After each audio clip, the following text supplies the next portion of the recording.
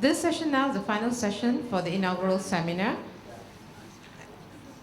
And to chair the session and to moderate it thereafter, we have with us Associate Professor Vinita Sena, Head of the South Asian Studies Program at the National University of Singapore.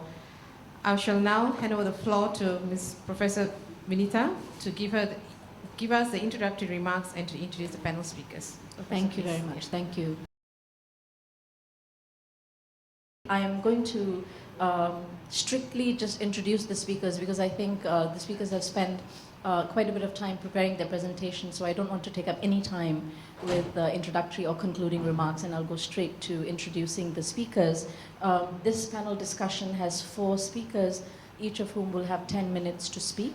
And just looking at the titles, we can see that the theme of diversity really continues, and we have a wonderful opportunity to hear about the various ethno-linguistic communities and national communities within the Indian community in Singapore. So first of all, we have Mrs. Indra Rani Lavan Ishwaran, who's going to talk about the Ceylon Tamil migrants of yesteryears, followed by Mr. Srinivas Rai, who's going to talk about communities from Uttar Pradesh, Bihar, and the early North Indian institutions.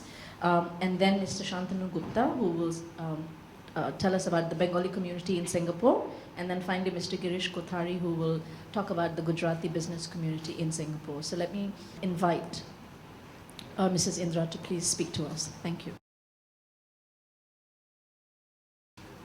Honorable guests, ladies and gentlemen, I truly feel humbled by the presence of such eminent dons and scholars these past 2 days.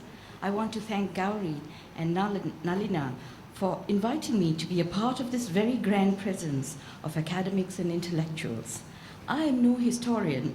It was not one of my favorite subjects in school. However, as I grew older, I realized how much wealth of heritage, culture, our historical contribution, and beginnings of our communities here was being lost as the new generations gathered into the new age with great momentum. I became more and more conscious that there was an urgent need to record it in the annals before the passage of time washed it into oblivion. I knew many of the Ceylon pioneers, as my own grandfathers were one of those that came here in the 1890s as employees of the British colonists. The Ceylon Tamil pioneers of yesteryears helped to lay the foundations to Singapore and Malaya. Hard work and dependability of these men transformed it throughout the ever-evolving wheel of time. Singapore has grown today to be a new state, a land of golden opportunities. May our future generations remember always that generations of migrants and revolutionists made the present happen and have carved the way for the future. My own roots here, I know, began as far back as the 1850s in this region with the arrival of my great-great-grandfather as a spice trader.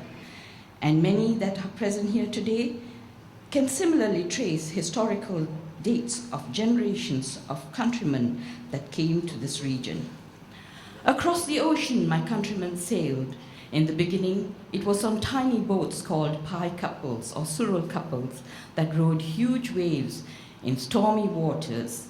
Later in time, they came on steamers and sailboats to work on a land that promised wealth and glory, unaware of the hardships that was awaiting them.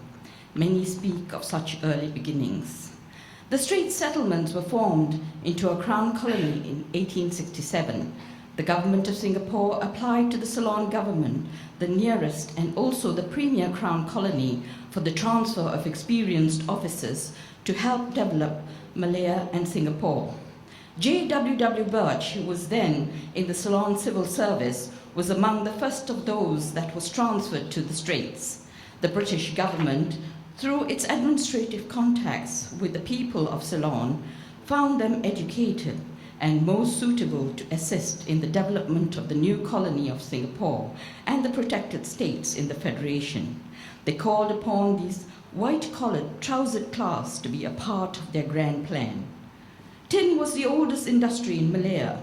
In 1874, when the British signed the Pankor Treaty, it became a high-demand product. Meanwhile, in Ceylon, during the period of transition of coffee and tea, experiments in cultivation of rubber were proceeding. The first rubber garden was planted in 1799 in Ceylon.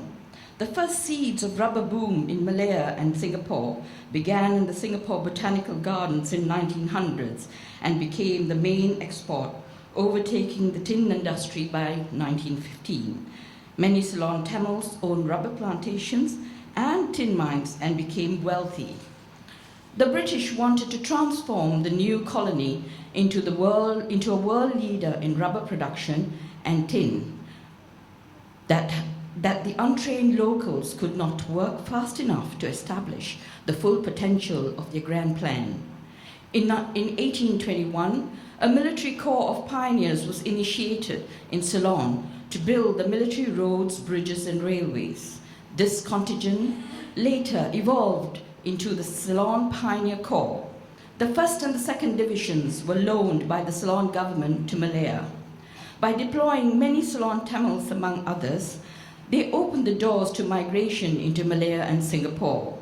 Between the years of 1881 and 1883, more than 200 able-bodied men arrived in Perak to construct the transport infrastructure.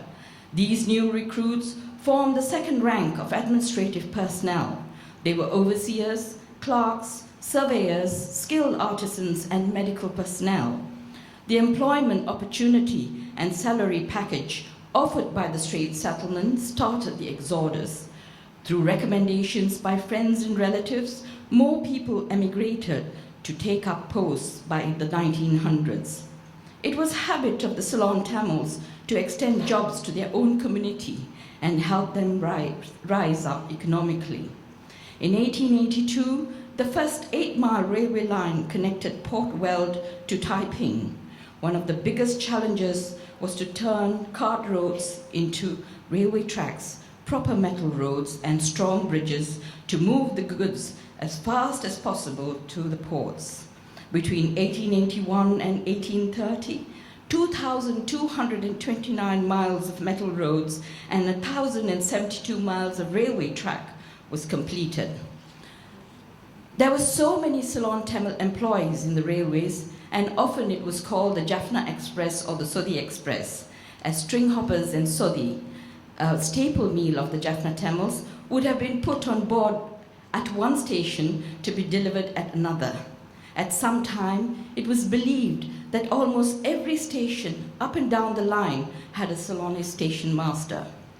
Mr. Spooner, the chief engineer, PWD, had considerable difficulty in introducing a tried and tested system in Ceylon of road metalling called the McBride system.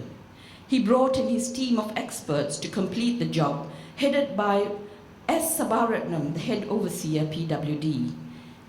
Many of these men worked on isolated sections of Perak, Selangor, Negri, and the East Coast in Pahang. Sadly, there are many that never return home to Ceylon as they succumb to tropical illness, wild animal attacks, weather, drink, and depression. There are lonely, forgotten graves in the forest that could tell the story of this sad end to some of these Ceylon Tamil men. The families will never know why their loved one never came home. As the contingent grew, there was always confusion, and one had to ask, which Sababadi or which Kandaya? The quaint prefix to their names were given as reference to which Sababadi, as there were umpteen Ceylon Tamils of the same name in the same service. These pseudo names stuck to them till their last breath. Some names were very funny, like Panjang Vaithalingam, Waterworks Manyam, Kipchi Kandaya, Letterbox Vairumutu, BBC Manyam, Radio Mami, and many more. You just had to pass some juicy news to the last three for them to spread it out instantly.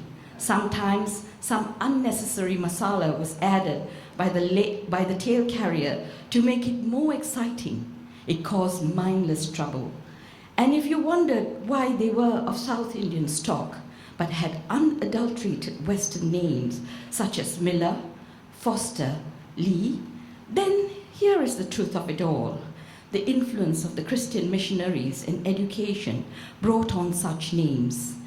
Take a look at the slide of the first medical students of the Green Memorial Hospital in Jaffna.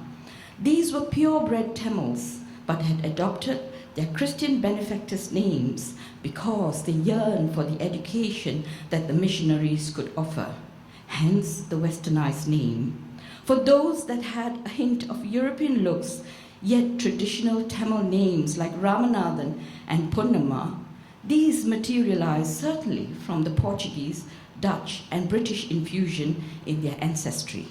At the onset, families were not included in the exodus into Malaya, but by late 1800s, the men persuaded their colonial masters to allow them to bring their families with them.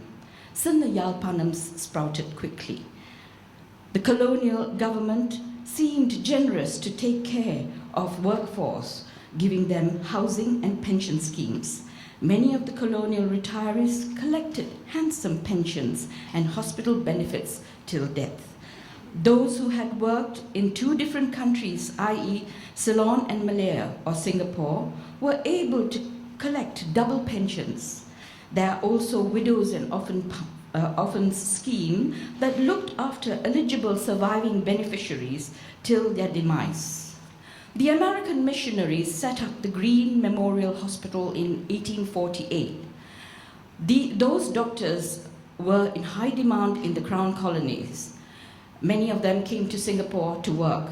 Many descendants of the Ceylon Tamil pioneers became the first medical students in the medical faculty in Singapore. That's King Edward VII Medical College.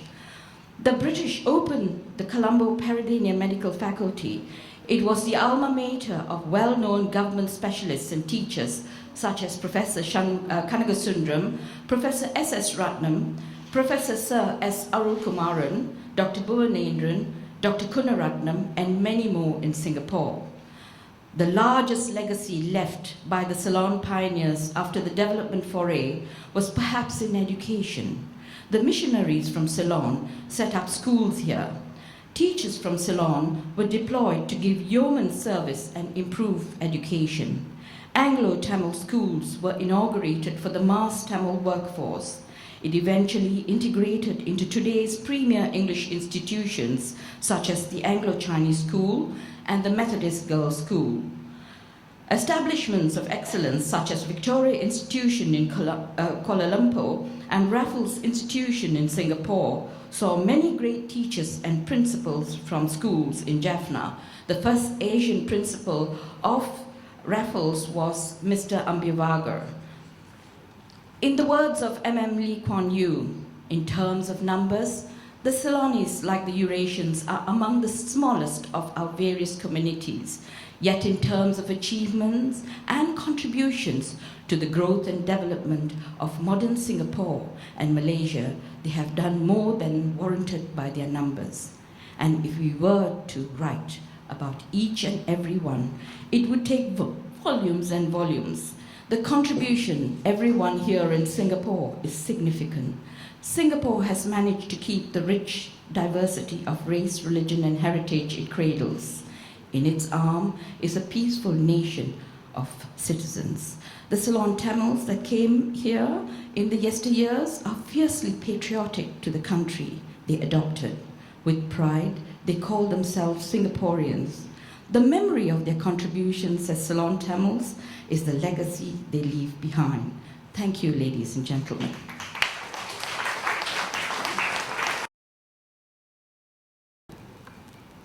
I have no slides. I'll tell you the story of the UP and Bihar community. As you're aware, UP and Bihar is the north of India, and it is also in Singapore context used to be called Hindustani community. I would rather, for brevity, call it Hindi or Hindustani community. It is as old as Singapore because Stamford Raffles, when he came, he brought some sepoys. And after that, I think there was not much of migration till 1910. In fact, after the war, First World War, they started coming in. Basically, they were humble people. They were security guards, prison warden, postmen, dairy milkmen, dhobis, and chaiwalas. The community was predominantly Hindu community. Muslims were a very small community.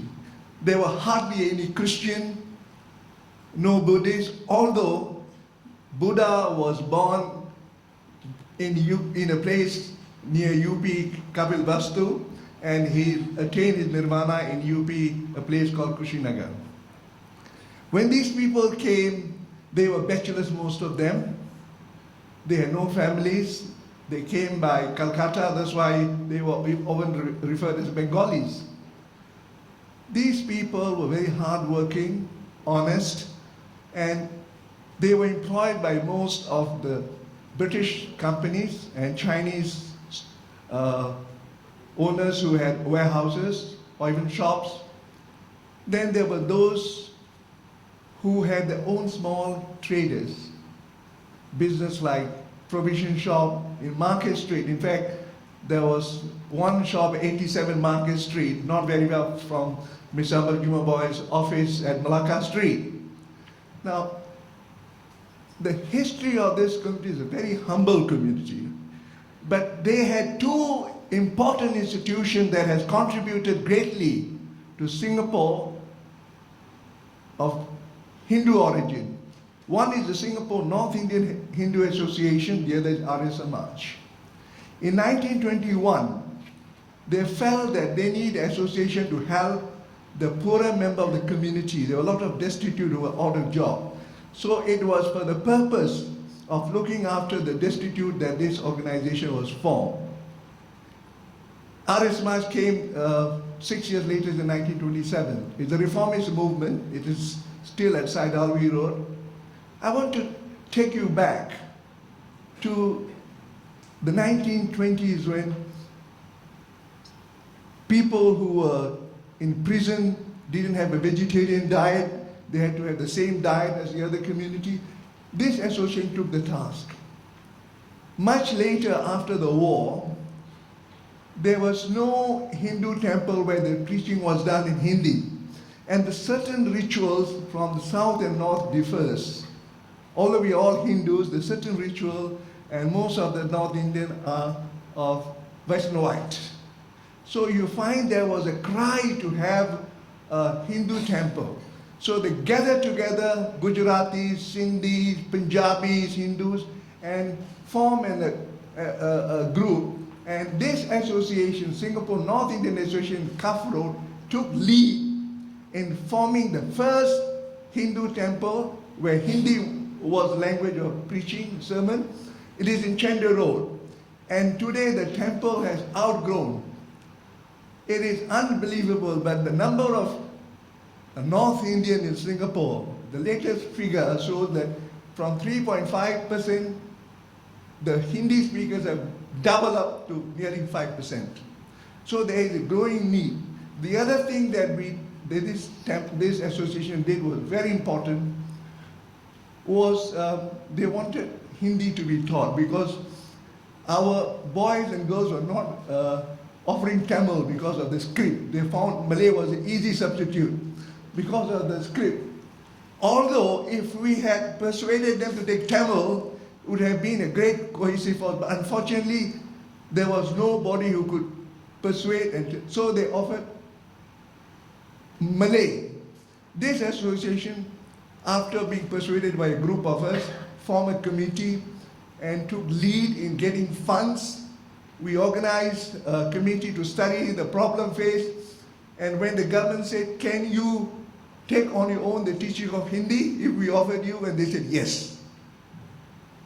Now, so the 2H, Hinduism and Hindi was what they had helped.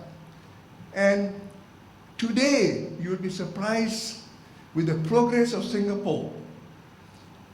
The people from this group have gone in profession, in business.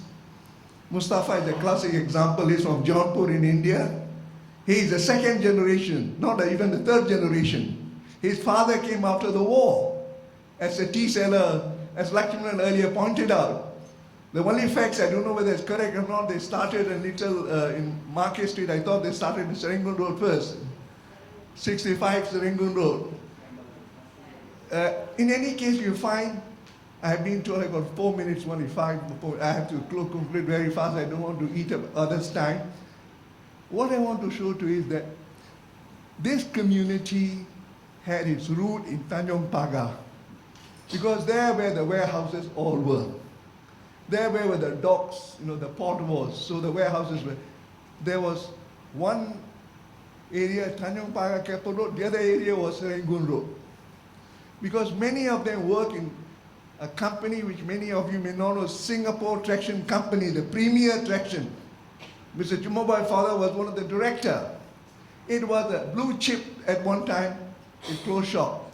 Many Indians work as conductors, drivers, and Mr. Devanai in one of his books mentioned one of the fiery UP men who was a trade unionist then. So what I want to portray to you is this: the Indian community is a very large community, complement each other. Whether you're Bihari, UP, or whether you are from Gujarat, we are all Singaporean first, Indian second, sub-ethnic group third. We have found that the UP community has worked closely with the other Indian groups, and they also work closely with other communities. In fact, the Malay community admired them most because of Hindustani songs and movies. Before the TV came, every Malay would aspire to go and watch at least once a week. So I would like to conclude by saying that the people who came from UP, Bihar, the Northern Territory, are very humble, and as earlier was pointed, Gorakhpur is an area where a lot of Thais, Indians are. The area that people that come from is a district of Banaras called Jaunpur, Gorakhpur, Ajamgarh, and Ara, Chhapra. And these three people have migrated through endangered system into Mauritius, Fiji, Trinidad, Tobago, and they have done very well. V.S. Nepal is a living example of a writer who has root in this part of the world. I hope I'm within the time now. Thank you. Good afternoon, ladies and gentlemen. I have no slides. I represent an extremely small community, the Bengalis in Singapore. Now we are Bengalis. When I say Bengali, we're talking about Bengalis originating from West Bengal in India. There's another group of Bengalis in Singapore called the Bangladeshis. As you know, they're from Bangladesh. They speak the same language as we do, but they call themselves Bangladeshis. So I won't include them in this very short talk. The other thing which has always intrigued me, I'm a second generation, originally from Malaysia, now in Singapore for 50 years, is the term Bengali. The local people call the Sikh turban people, hey, Bengali. I thought I was the Bengali. They are not Bengalis. So I tried to do some research. What is this Bengali thing? Apparently, when the British came in the 19th century, they brought the sepoys with them. Bengalis, that is me, my type, refused to join the army.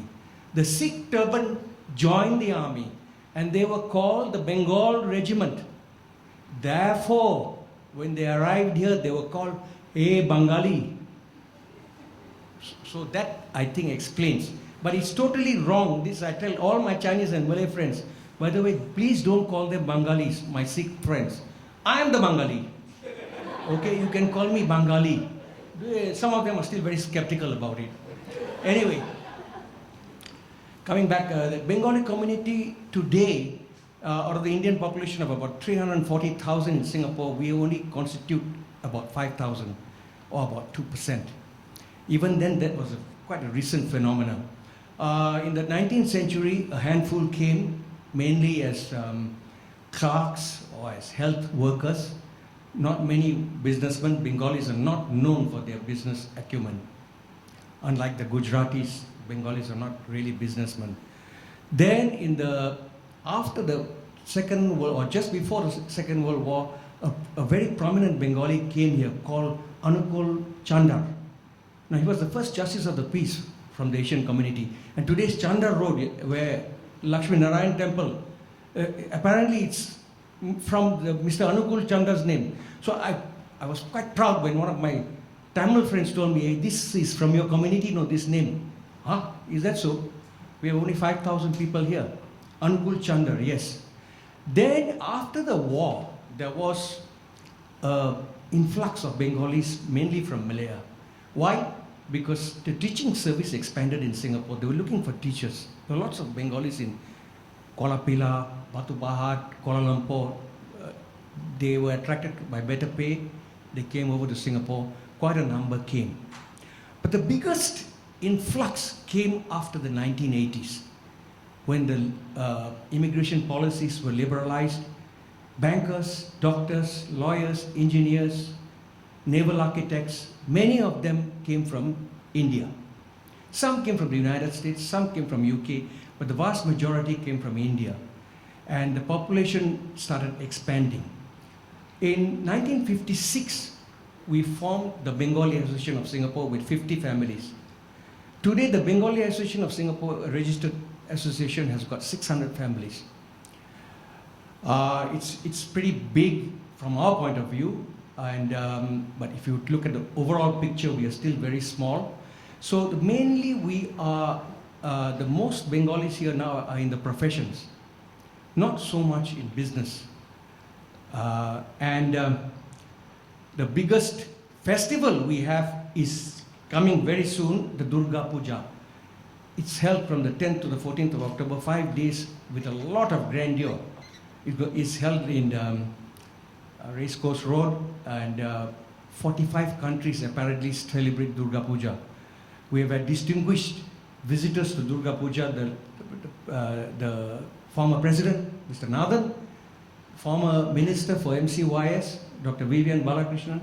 They all were, I think, were attracted and they wanted to see what this is all about. And they came. Of course, one of the spin-offs we got from Dr. Balakrishnan's visit was a donation from the ministry, which of course helps us. We're always short of money. So that, and we hope Dr. Balakrishnan will still come, although he's in charge of water now. You know, so it does help. But I think we should invite Mr. Chan Chun Singh now and Mr. Lawrence Wong. These are the people we should be inviting now. Correct, Gauri? We should invite them. Yeah, with an ulterior motive, of course. Yeah, and so what are we? So we gel together by two things. The Bengalis. One, eating fish. Bengalis love fish. Yes, they love fish. So much so, if you go to Tekka market now, the Chinese fishmongers speak in Bengali. They will tell you in Bengali, you want big, small, or medium size. And I went to that and I told my wife in Bengali, this is very expensive. The Chinese fishmonger replied to in Bengali, Dada, this is not expensive. It is cheap. So I told my wife, now we better speak in Malay. They seem to know Bengali. All right, so this is the other thing is cricket. Cricket draws all Bengalis together. If you are a Bengali and you don't follow cricket, you are regarded as quite an outcast. All right? And I am a second generation Bengali here. I'm not from India, I was here all along. I also follow cricket. I was a cricketer and I follow cricket very closely. All right? So basically, that is the story of the Bengalis. We have got people in the universities, in the hospitals, as doctors, and a lot of people doing architecture and lawyers, etc. And we, as Mr. Rai has said, of course we hope they blend, they integrate. There are many, most of them will become PRs. Some use this as a stepping stone, unfortunately, to go to America and Australia. But I would say that's a minority. Majority like Singapore. Why? Infrastructure excellent, law and order excellent, good government, proximity to India, a very big factor. proximity to India. So that we hope the community will still grow and we will still be able to contribute towards Singapore's sustenance and future development. Thank you very much. I am supposed to speak about Gujarati business merchants. Just now our Bengali friend tell that all Gujaratis are business people. No. Only in Gujarat, it is Banya community is mostly in business. There are farmers, there are other caste people and everything. You will see the map. Gujarat is the west coast of India. It consists of three parts: Kathiawad, Kutch and Gujarat. Now Gujarat has got good rain, so economy is always good. So very few people migrate outside. But Kutch and Kathiawad unfortunately has very little rain. Sometimes formerly it was famines. And economy depended on farming. And Kathiawad was composed of small, medium and bigger principalities ruled by Rajas, Nawabs and Jamindars. So all trades and everything was by caste system. And Banyas had to go and trade. Small business, groceries, vegetable sellers, all those goldsmiths, all those things. And interest, money lenders also. Gujaratis consisted of Hindus, Muslims and Parsis, all living very nicely before our independence. And unfortunately, politics played, and Jinnah, being our Kathiawadi, we started Pakistan. I'm sorry, but Mahatma Gandhi also from our party, that party. So it's all right. After all, Pakistan is an independent country. Now, as I told you, Kathiawad, less rain, and Banya community all cannot be rich. So my father was a small grocer. He had 10 children. And he couldn't earn enough even to provide for his family. So he wanted his children to go overseas. Now, Vohras and Parsis and Marwadis are in big cities like Kolkata, Karachi, Bombay. So their sons were sent to Karachi, Bombay and Kolkata to work with these people. And these people had connections and branches in Singapore, Burma, Africa, everywhere. And mostly Kathiawadi, Kutchi, all went to work with Vohra companies or Marwadi firms. First, pioneer Hindus, the first, I think there is, I forgot to mention one point, Gujarati was included in our $10 notes issued by Hong Kong Shanghai Bank in 1886. There is written words, thus dollar, Vohras used to speak dollar. So first Vohra, there were many Vohras and Parsi communities, but Parsis were on higher ground, And Vohras used to keep Gujaratis and Marwadis used to keep also Gujaratis. That's dollar.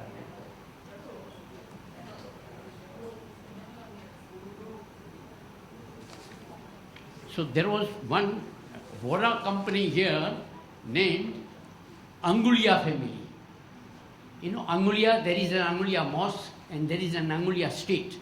And one Seth Nagardas Purushottam Narechania came to work there in 1880.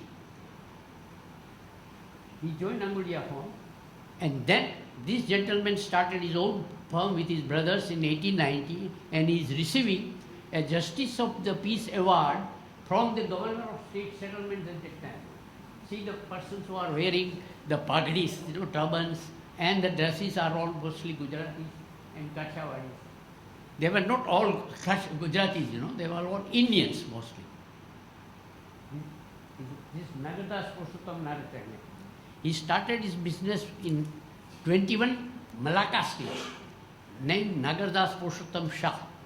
There were others like Ranchodas Purushottam, Wagji Lakshmidas, and they started Hindu in the Gujarati Paropkari Fund, that is Hindu Endowment Fund for Gujaratis, for a charity work. And this Nagardas Purushottam, Ranchodas Purushottam and Vati Das were main donors to contribute to that fund. They started to have the fund in 1902, had some money by 1912. It took 10 years. So in 1912, that Paropkari Fund was established, and 79 Waterloo Street was purchased. So all our activities were going on in that 79 Waterloo Street. At that time, Jains, Gujaratis, Vaishnavas, and all others were all living together because very small community. And this is, I'm talking of the first generation. There are certain other Kachis, Surtis, they came down after the First World War and between the Second World War. Surtis, they were connected with Japan in sending their cotton there. So they started mostly textile trade in Arab State. The Arab State, there were all textile companies having G. Uttamram and Gariwala and Rashiwala and all. Their surname is what they are trading in. And all our other Gujaratis, they were working in Marquess Street and Malacca Street. They were dealing in spices. The spices are being brought from Indonesia, Malaysia, Thailand, everything. Chinese processed it here, and they used to send it to their own firms. So Vora firms sent, Vora and Marwadi firms went our Gujaratis, and Kachis sent, like Ranchodas, their own people. So slowly, those people learned that trade and they started to have their own business. And especially Vora's Noman Bhai, he helped them to start the businesses. I have to confess here. I'm not, because I'm not very conversant with Vora's Parsis, we have already understood. So Vora firms, Bombay Trading, then Indo Commercial, there are so many others. I think they came down first. I don't know the reason because I didn't go deeper into that. I went into Gujaratis and Jains. By the time Second World War came, most of the Gujaratis left here. Rajabali Bhai chartered one ship, and anybody wanted to go back to India, they were sent there. So most of the Gujaratis went to India. I think these are the photos showing Pandit Nehru came in 1936, I think, 1937. And there is Jumabai and Uttam Ram. He was another Surti textile merchant. They are both sitting together, and other Gujaratis, with the black cap. At that time, still white khadi cap hasn't come. His pagdi has gone already. There is but still one or two pagdi. So there were Voras, Khojas, Rajabli Bhai is a Khoja, and Parsis and all other things, that having tea or something like that. And there all Gujaratis were doing spice business, mostly formally with their own firms. But those people who started their own businesses, they started to send it to other Gujaratis in Calcutta, Bombay, and Karachi. Karachi, Pakistan was in India at that time, And slowly, during the Second World War, the business died down. And in 1943, July, Netaji Subhash Chandra Bose came and Indian National Army was formed. They started officers training school in Singapore in 1937, and the first batch was in October. I was enrolled in the second batch as a cadet. We had 200 cadets. It lasted, first term was four months, and the second term was another 4 months, so in Batupahat. school was transferred to Batopa. At the end of that, Netaji Subhash Chandra Bose came to for our passing out parade in January, I think it was in about June or something like that, in 44. And I was guarding his bungalow at that time. His light was up to 2 o'clock in the night, and then again 4 o'clock, so he may have slept for 2 hours. And we were sitting down up to 12 o'clock. He was sitting on the couch, and we were sitting down. Everybody was yawning because we had all exercised today and feeling sleepy. But he didn't have a single yawn. So that I am just telling this because he was not a businessman, but we were all connected with him. See, Gujaratis are not military people. So it was something surprising that few Gujaratis, including me, we joined that. The Punjabis are there, even UP, there's Gurkha regiment, there's Bengal regiment, Punjab regiment, Jat regiment, but there is no Gujarati regiment. And you know, all Gujaratis started telling me, you are a fool, why should you join? You will die. Well, I was a 20 years young man, and we were all at that time patriotic to fight with British to gain independence. We had no animosity to British. And as I told you, Mahatma Gandhi started preaching ahimsa, non-violence. But we youngsters thought, well, non-violence will take how long we don't know. And when Japanese came down here and offered us help, we took it. But unfortunately, tide turned. I was supposed to go to Imphal. You know, we had 200 cadets. 190 were sent to Imphal, and 10 were kept here. I had no influence or nobody knew me here. And so I was surprised that I am being kept here. So I asked my commander here, brigade commander, he was a Sikh. He said, why I am kept here? That you had passed your metric, so you know little bit of English. So we want you to send to Burma, I'm to Japan, to attend the College of Strategy. So instead of going to strategy, I stayed here. War ended, we were disbanded, and again I went back to work. Because of why we came here? To support our families, to earn our living like all other Indians. Thus first pioneers, as I mentioned, and then the other second generation started the same spice business. So, well, this is a very fast story. I could have lost another 10 minutes. So, and I will tell you what I feel, that war has helped us, and we should also learn to help our own Gujarati communities. We are having Gujarati society, we have got a Jain society. I am connected with it from the very beginning for the last 60 years. And we always tell them that we are all Singaporeans first now. Formerly I was Indian.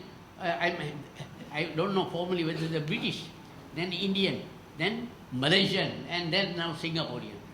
And well, we remain Singaporean. Our second generation all mostly gone for professions. My son has become an engineer. My grandson has become a lawyer.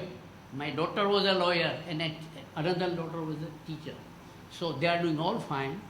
And we have got migration, the final migration from India, all professionals, doctors, lawyers, and high financiers, bankers. So our population from 1,000, it has become about 5,000.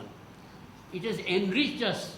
Our society is having wonderful time with them, you know, because they are all well qualified, PhDs and doctors and double graduates, like our Gauri Ben. I knew that she's a Gujarati. And with the sari, she said that I am Gujarati, and I was surprised to see her. Such a pretty lady. So thank you very much. And this is my story. Thank you.